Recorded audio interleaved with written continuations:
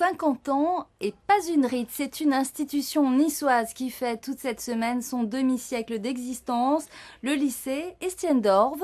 Pour célébrer cet anniversaire, cet établissement accueillait aujourd'hui le plus célèbre de ses anciens élèves, lauréat du prix Goncourt 1994, le romancier et dramaturge Didier Van Cauwelaert, Olivier Chartier-Delègue et Jacques Sauffer.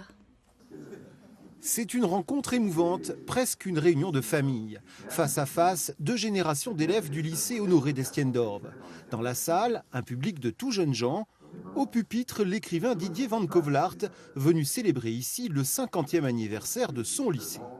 À d'Estienne-d'Orves, la vocation du jeune Van Cauwelaert pour l'écriture, son amour du théâtre se sont affirmés. C'était à la fin des années 70. Il n'a rien oublié. Je crois beaucoup à l'influence des lieux.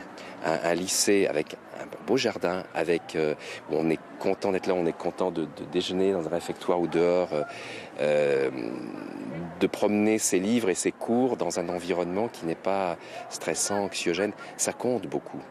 Et je sais que j'étais très heureux ici, que je sens que les élèves le sont aussi, que les enseignants aussi. Enfin, je vais dans beaucoup de lycées, mais c'est vrai qu'ici, il y a une ambiance très particulière.